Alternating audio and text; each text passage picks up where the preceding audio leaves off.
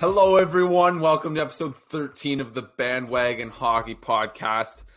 It's been a long time since we've done a normal episode between trade deadline previews.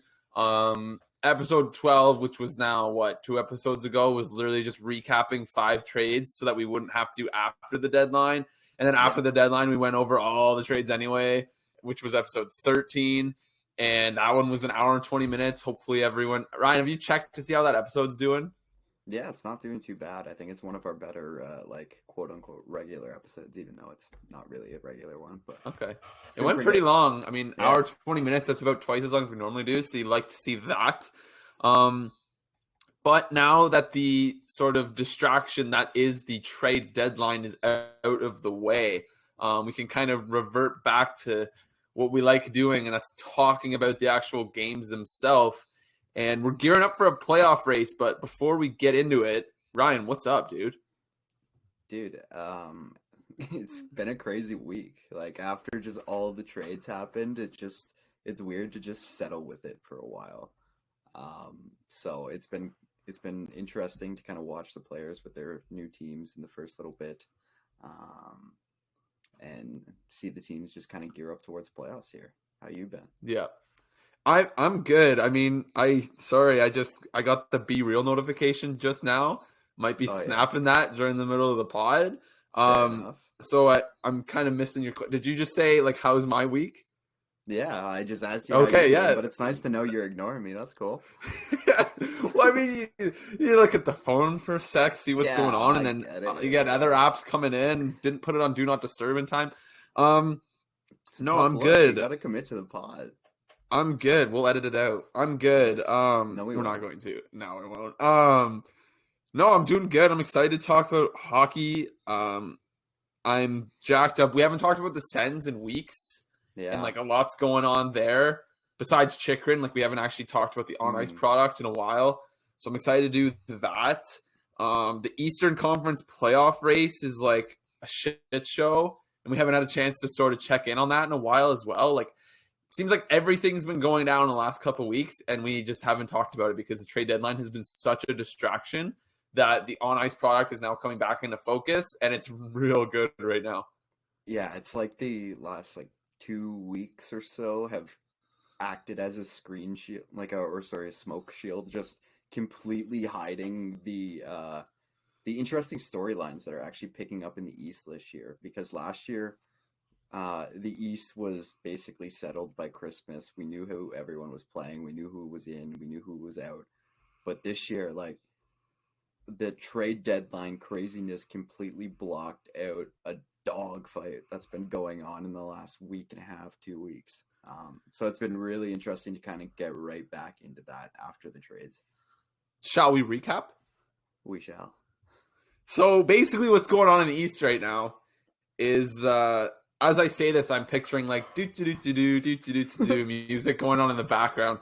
So in the East right now, we've actually got a couple of the powerhouses reeling. Tampa has lost five in a row, with an exclamation point being the benching of their 3 franchise forwards, Braden Point, Steven Stamkos, and Nikita Kucherov, none of which took a shift in the third period against Buffalo, was it? Was it Buffalo? Yeah, it was Buffalo. Yeah, so John Cooper sat those 3.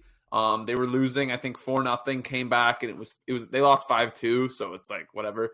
But they're reeling, lost 5 straight. Rangers, they've also lost 2 straight, not as much of a skid, but it's not looking good right now with after the Patrick Kane addition. It's almost as though it was a forced fit, but we won't talk about that. No, we definitely won't.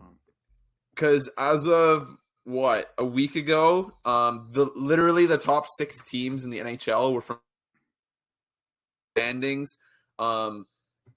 It's top 4 in the East with the following 3, 5, 6, and 7 coming from the West, followed by the Rangers and the Lightning.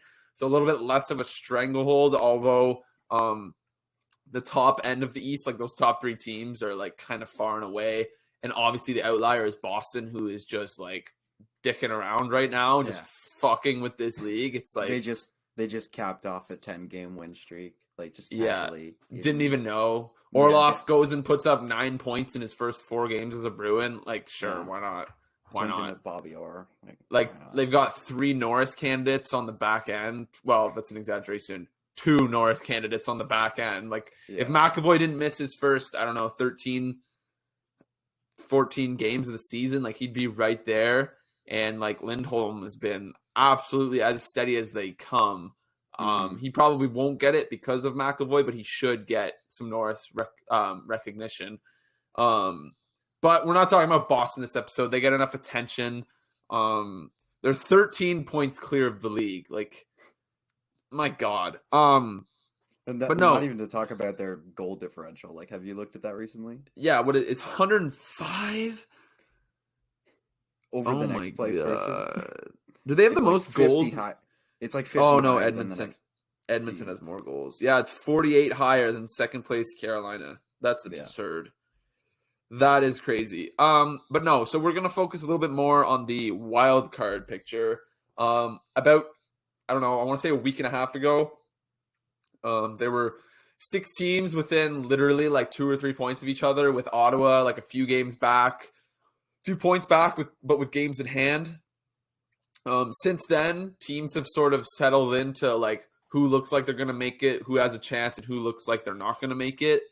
I don't know if you agree, but I would think either one, like I think it's a safe bet that one of the Islanders or Pittsburgh are going to make it. The second spot is likely to be taken up by the other of those teams. But then I would say there's maybe a 50-50 chance that one of Ottawa or Buffalo sneak into that second wildcard spot.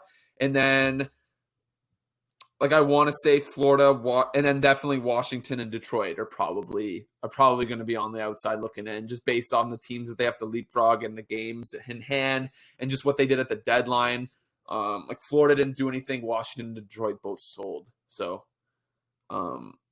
Buffalo made some minor ads. Ottawa made the big ad, obviously. And it's nice having a nice playoff race. Like, there's not really much going on out west. It's kind of boring in the West Conference right now. Yeah. I honestly don't know how much of the Western Conference playoffs like I plan to watch.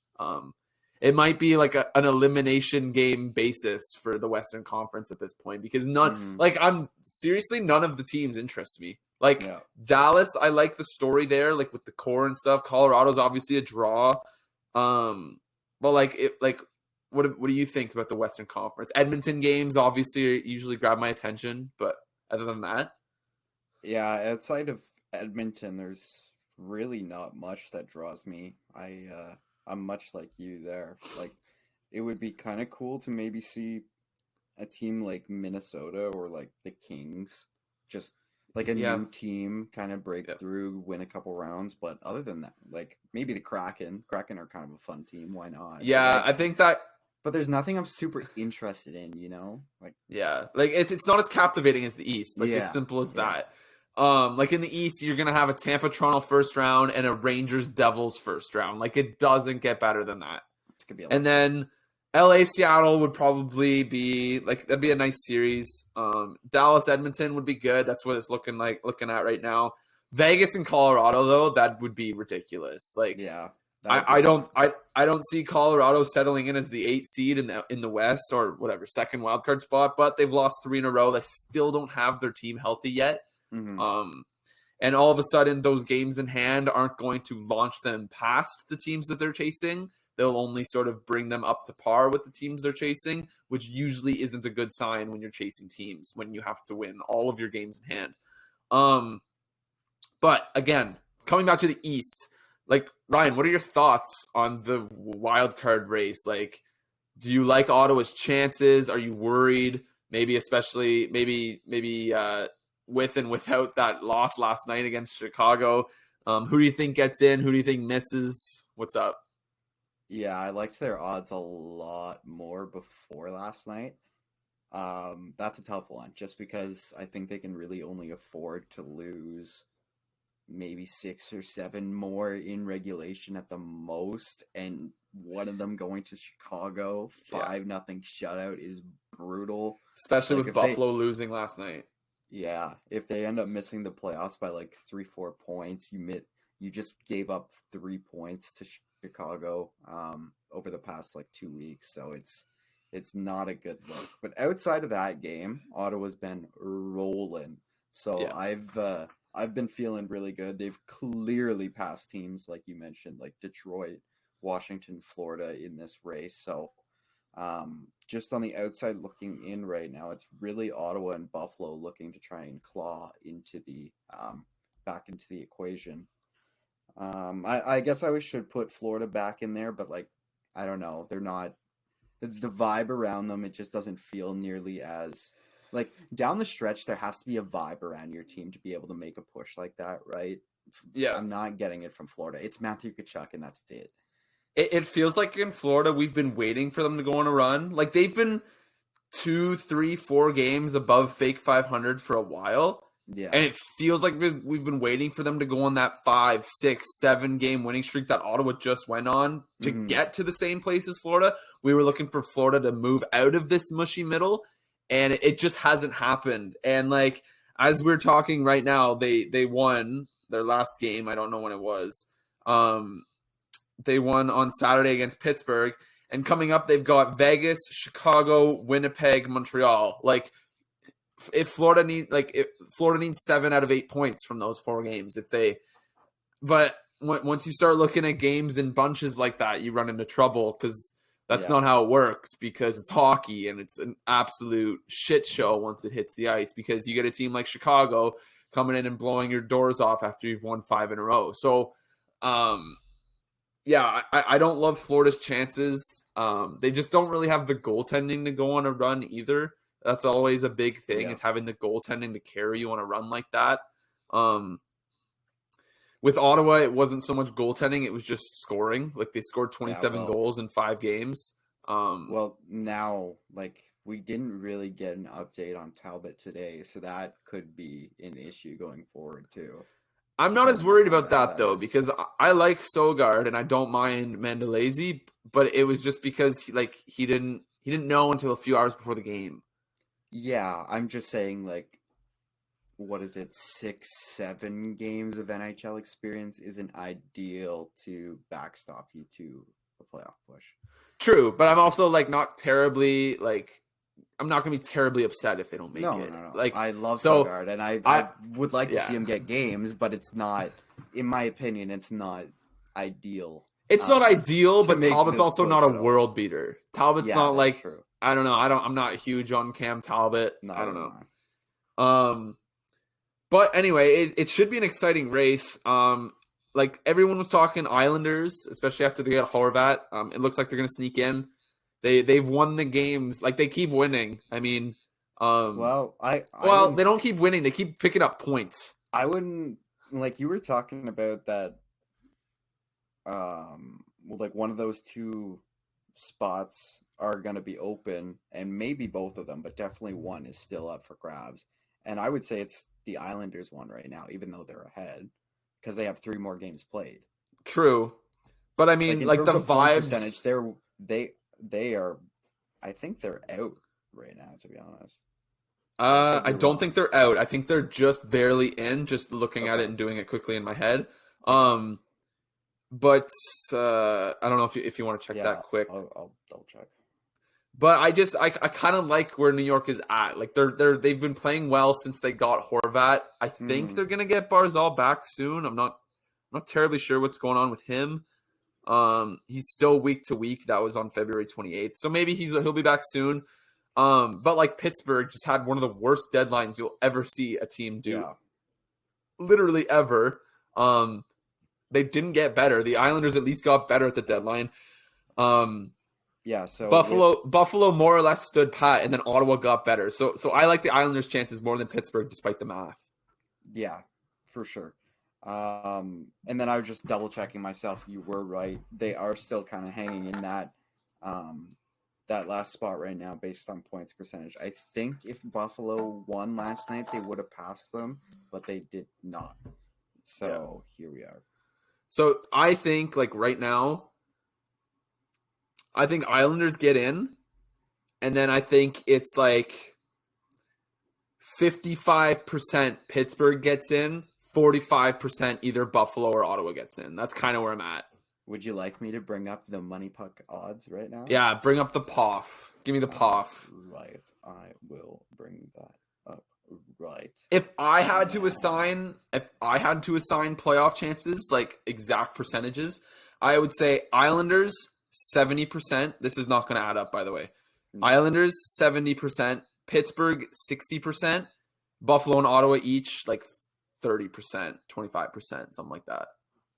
So I only go to Money Puck because that's the first one that pops in my head. I know there's a couple different ones, and I'm not really sure why this is the case, but Ottawa is actually higher than Buffalo on their I wonder if it math. weights like recent play highly. Maybe.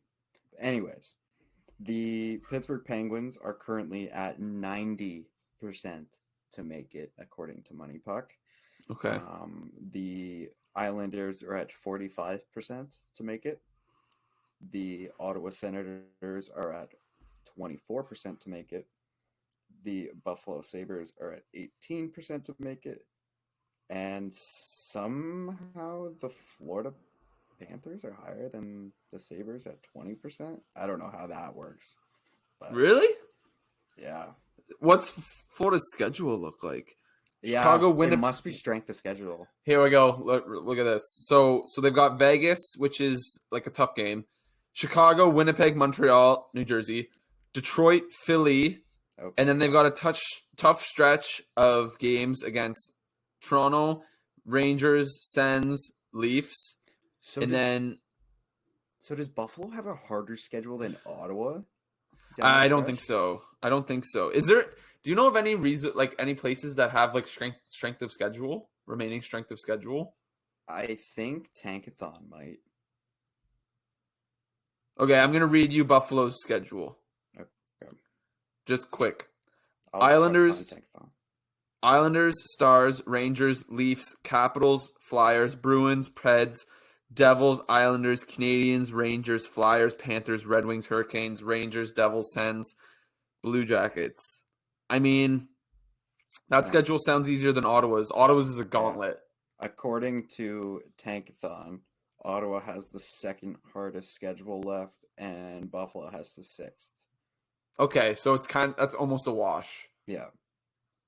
What's like? Does it have opposing win percentage associated with those? No, it just kind of gives a brief little Strengths. overview of the teams that they play. Like Ottawa still plays Tampa twice, Carolina twice, Boston once. Buffalo still plays Boston once, New Jersey twice, Rangers 3 times. I wonder if maybe it has to do with who you play. Like not in terms of strength of schedule, but in terms of like where teams are in the standings that you're playing. Because Ottawa has a lot, like I think Ottawa still has a game against Pittsburgh left. Yeah, they still have a game against Pittsburgh left. They have 2 games against the Panthers. Like 3-point games, yeah. So it seems like Buffalo still has a lot of games left against the Metro and Montreal, because I think I saw 2 Montreal games and and then a bunch of Metro games. But then Ottawa plays Pittsburgh again, which Buffalo might not. Buffalo doesn't play Pittsburgh again. I wonder how much that has to do with it, playing against teams that are right in front of you. I wonder if there's a quick description here. No, not quick enough on how it's. Okay, I've decided that I have determined Money Puck and that it weights the magnitude of the games. Like I think Ottawa having a game against Pittsburgh and games against Buffalo down the stretch is like a huge thing for why they give Ottawa a better chance.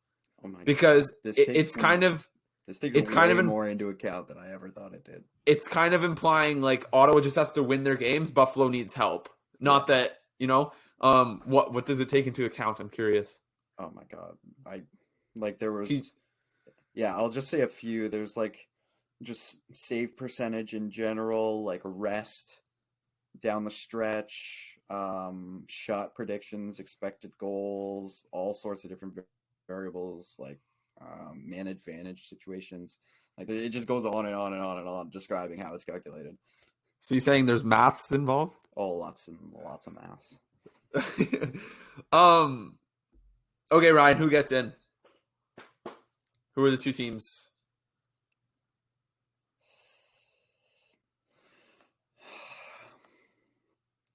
I'm gonna go. I'm gonna go Buffalo Islanders. Yeah, that's what I was gonna say too.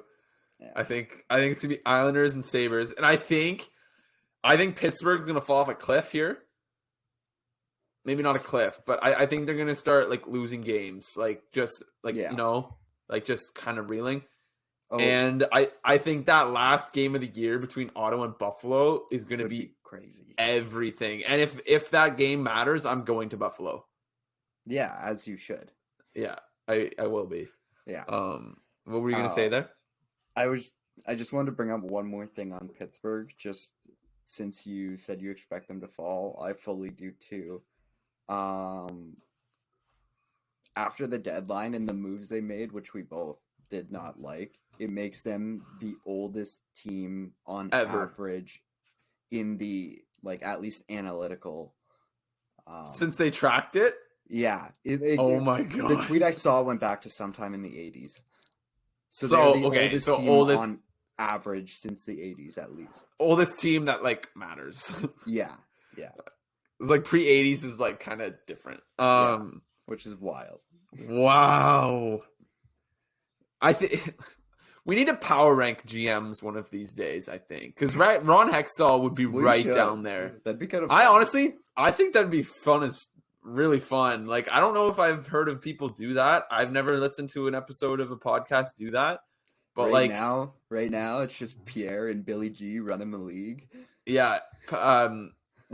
Patrick Alvin at the bottom. Yeah. Is Lou a GM? Yep. Or is he? Yeah, he is. Okay. He'd be low to middle because the Bo Horvat trade has kind of worked out, I guess. Alvin's 32nd right now. Carolina, who's theirs? I never hear about their GM. I always only ever hear about Don Waddell, the owner. Yeah, that's the first name that came to mind. I do, which is weird because I don't know very many teams' owners. Brindamore's the coach. Yeah, I don't know who their owner. I should know who. Ron Francis is Seattle. No, yeah, because he left, right? Yeah, who's the GM? I want to try to get this. There's no way we don't know this. I'm gonna be mad if I don't get it. We should do. I hate that I have to look this up right now. We should do a quiz of guessing who the GMs are for each team. Wait, what was the name you said? I said Ron Francis, but he's in Seattle, I think. No, the one before. Waddell? Was it Don Waddell? Yeah. Yeah. That's the general manager. We were right. What? Yeah. Are you sure? Yeah. General manager and team president. I thought he was the owner. Who owns the Carolina Hurricanes? I don't know. I'm looking it up. Tom Dundon. Okay, it is Waddell. Oh, Dundon, yeah. Okay, that was a mind freak because I totally took you for that because I thought you were right. I thought Don Waddell was the owner too. I could have sworn Don Waddell was the owner. I was 100% thought you were right with that. Do more. I want to guess more. I want to guess more GMs. Do you have a list of them? No, but get one. Okay. Yeah, this is gonna be fun. I want to do it. Okay.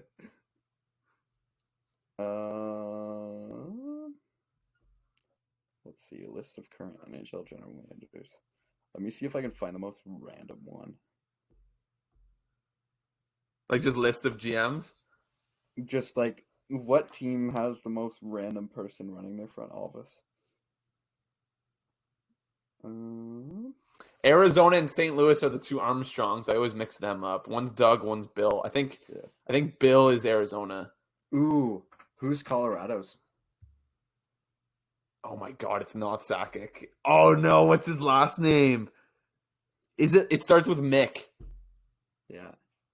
Is it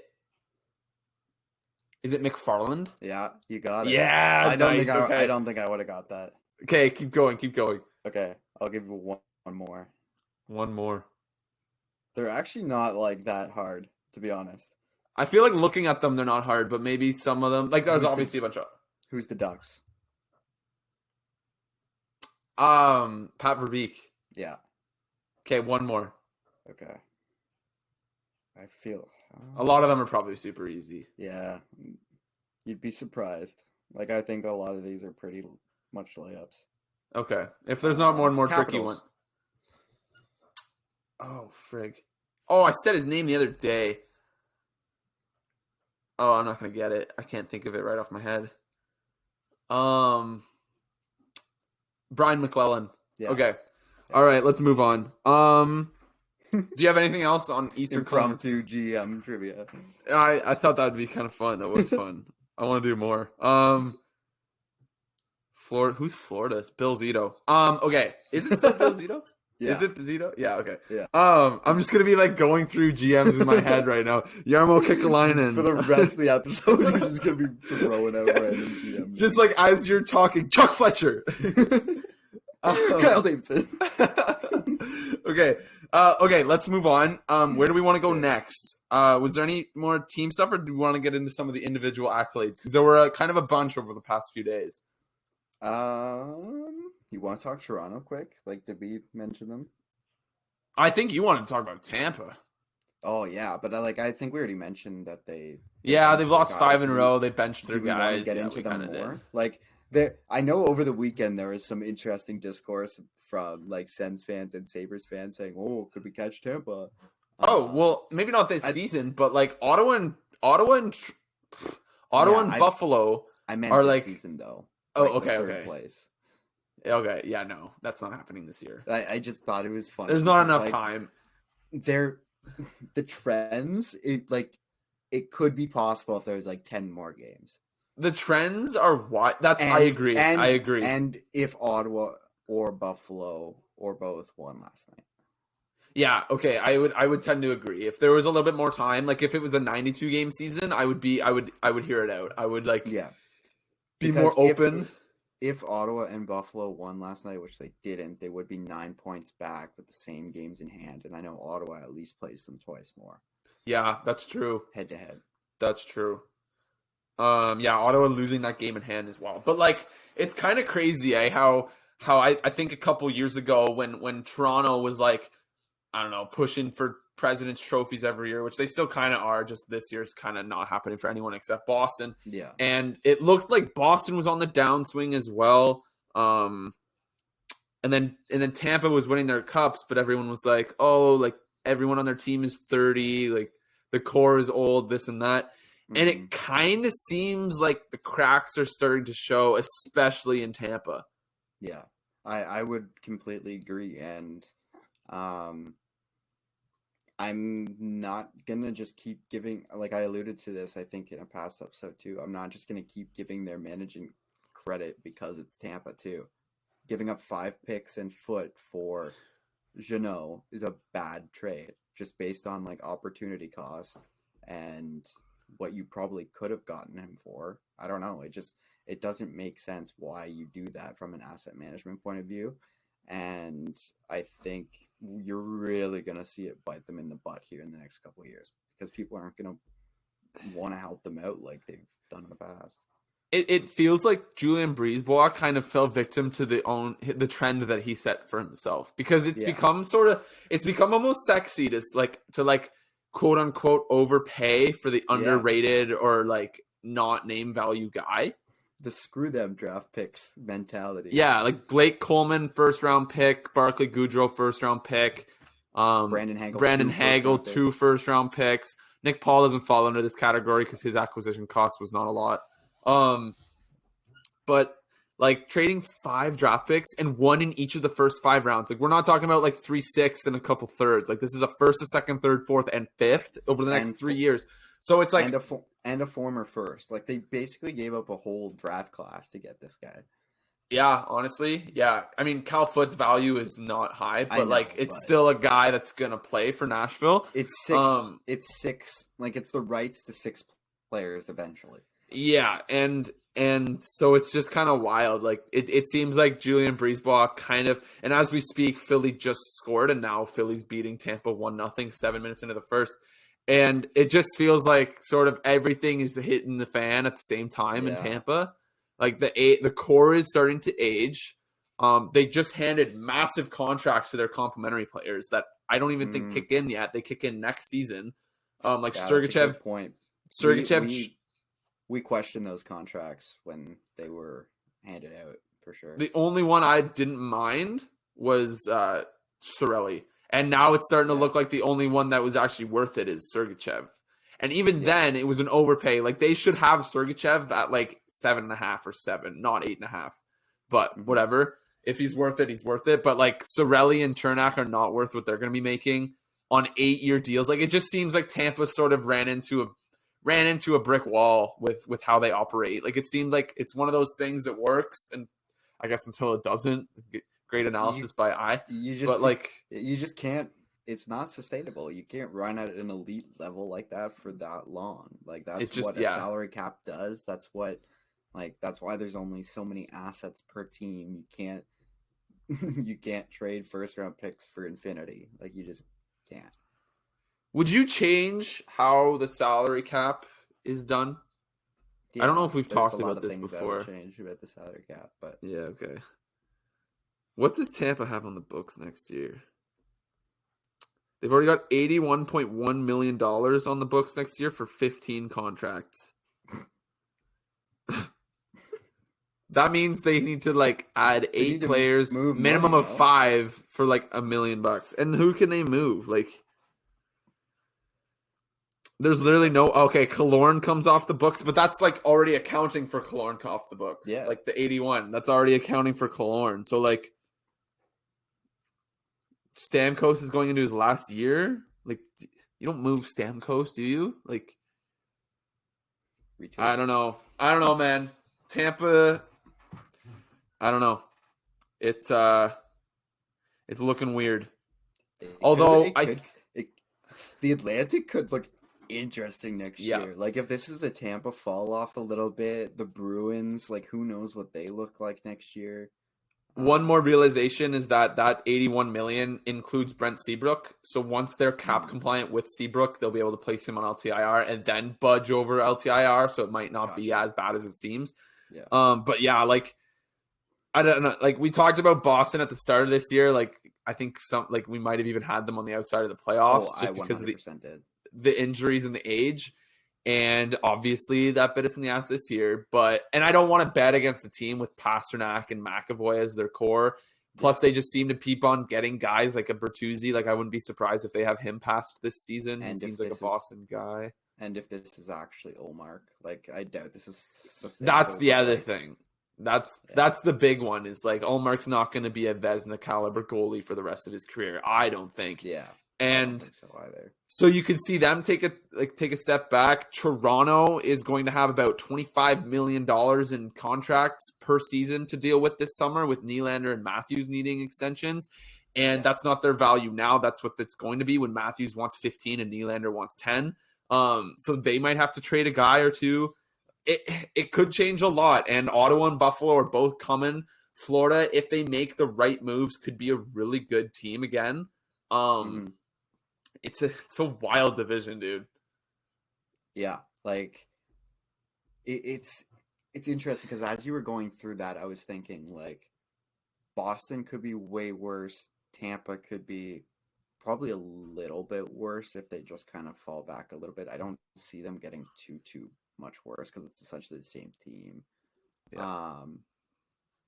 Toronto, depending what they do around who leaves, could look different, but like Ottawa is going to be the same team plus Norris if they stay healthy.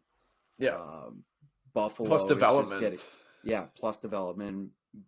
Buffalo is just development. Like these two teams, I think we're really going to see. I don't know. I could totally see both those teams in the top 3 next year. One of them's breaking the top 3 next year. Official bandwagon prediction. One of those 2 teams is breaking into the top 3 next year. Absolutely. Or honestly, like a team in the Atlantic is going to break into the top 3. Could be Florida. I wouldn't bet against Florida either.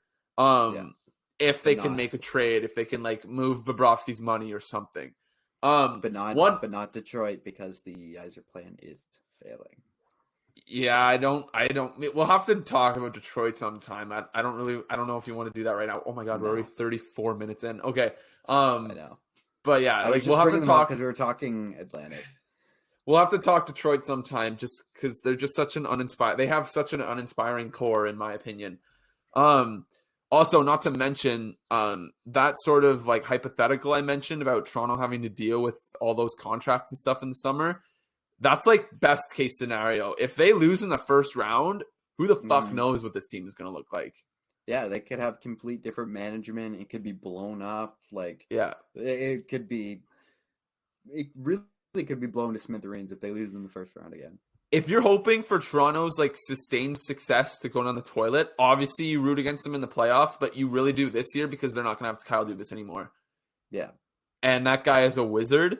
Look at the trades he's made, and they won't have that anymore because they'll fire him. If they release him, and my mind has changed on Pierre Dorion because I think he has saved his job. Like I really think that, or I really thought that new ownership was going to come in and clear house. Like they might still, They still do could, it, but I think, yeah, I still think there's a chance they do that. But based on Pierre's work, let's say not under the leadership of Melnick, yeah. I think he's proven himself.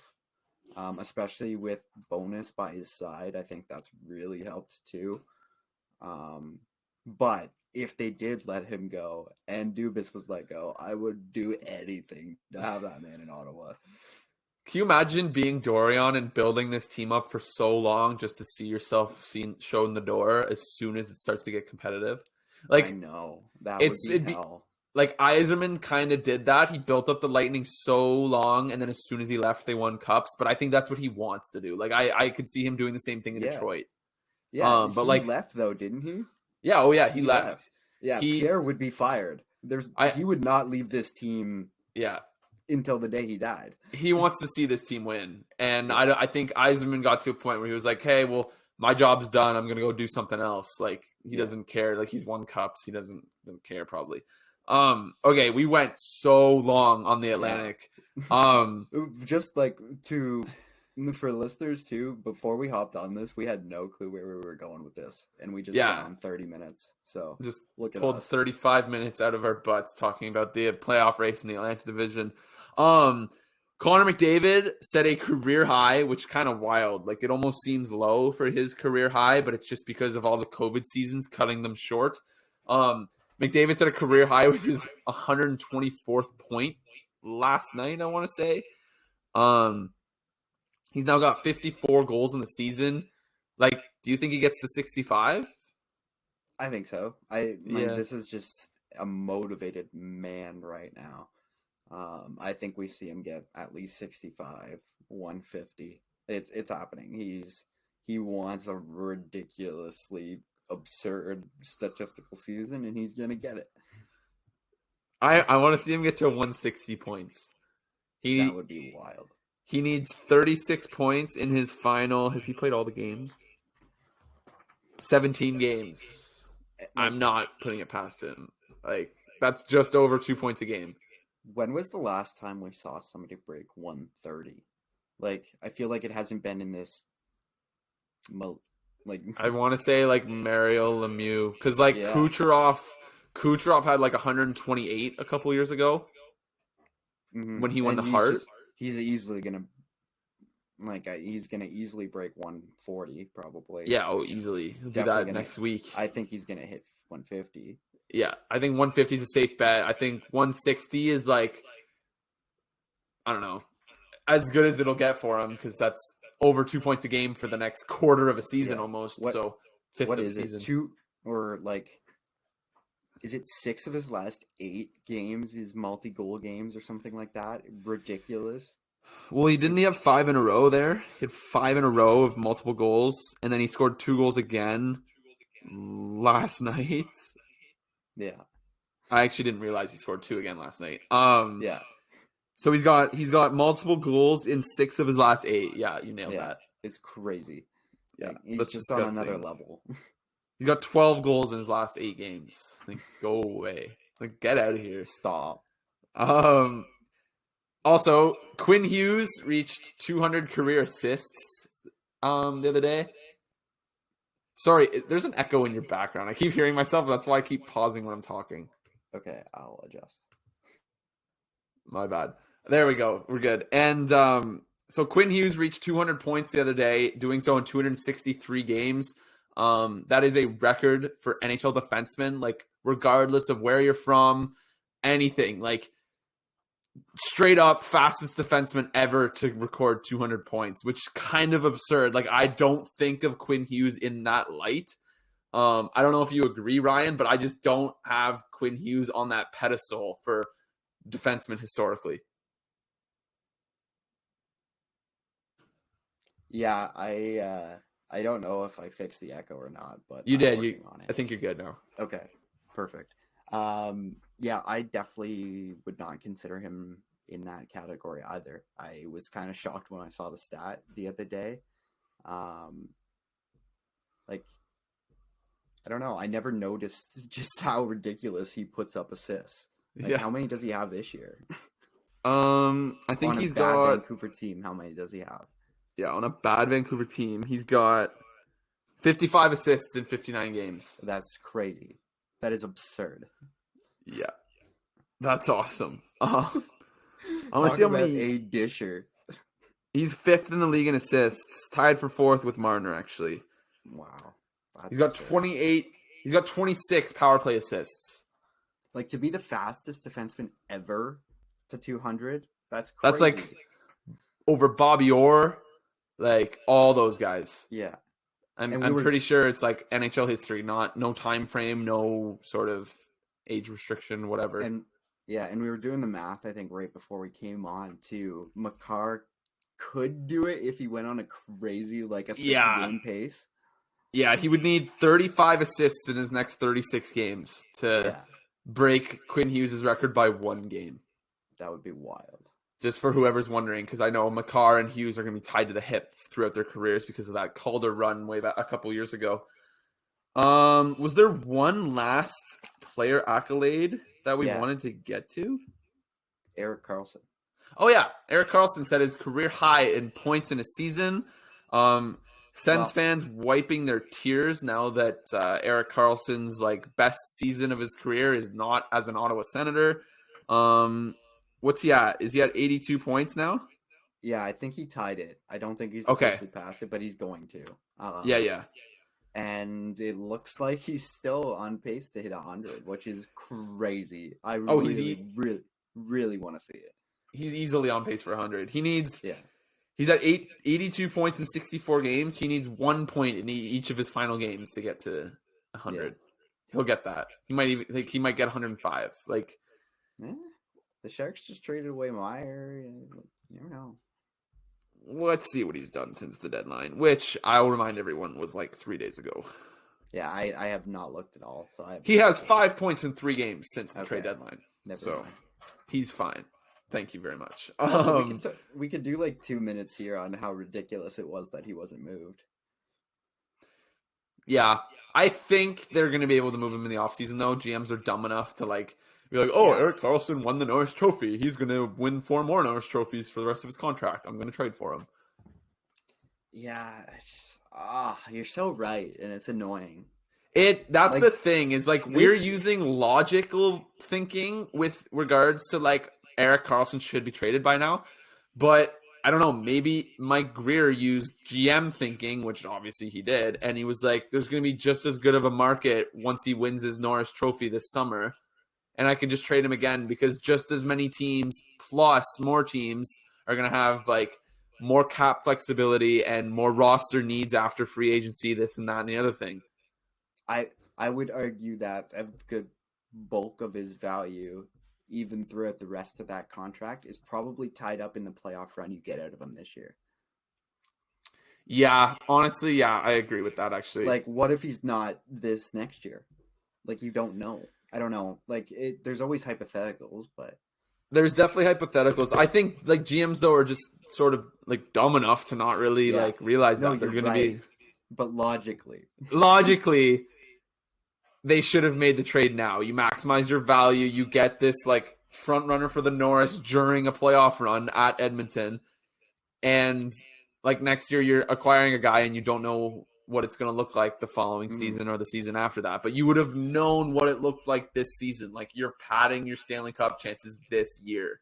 Yeah. And no one did that. From San Jose's perspective, I don't mind the idea of not moving him because you're going to be able to still in the summer. From other teams' perspectives, it's caution, stay away now. Yeah.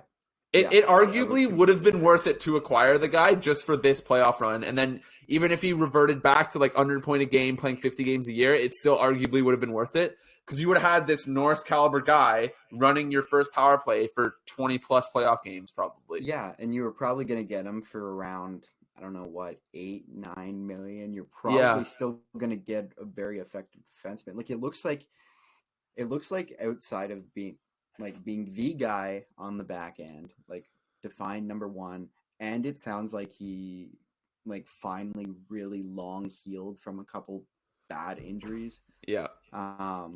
So I think between those two things, I really do think we're still going to see an effective Erik Karlsson. We're not going to see 100-point Erik Karlsson for the rest of this contract, but I think you could still get him, I don't know, with some retained down to like 9 million, maybe you get a 50-point player. But I think San Jose might be able to trade him at full contract in the offseason. I think so. I think that's the bet they're taking. There's going to be so much more flexibility. There's going to be more teams able to do it. I think it happens. See, that makes me angry because you're right. Okay. I'm noticing a trend in this conversation. I'm noticing a trend in the conversation. Like some stupid ass GM is going to take that full contract in the offseason when the bulk of his value just passed and he won another Norris. Yeah. Yep.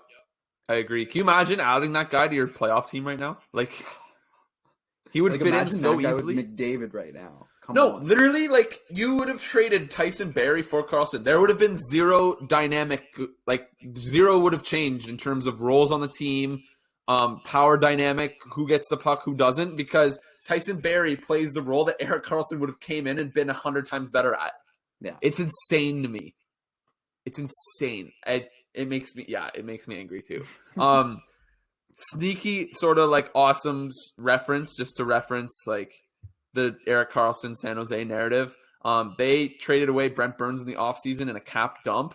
Brent Burns is having a sick season right now for Carolina, running the top power play unit, 50 points in 61 games, playing 23 minutes a night, about to go on a big playoff run for them. The fact that Carolina got that guy in a cap dump, as well as the Max Pacioretty situation, which hasn't worked out, but they got him for free. Carolina, man. Holy. Carolina's front office is just model franchise. All world. Model franchise. It was Tampa. It's Carolina. Yeah. They don't have the cups yet. It's Carolina.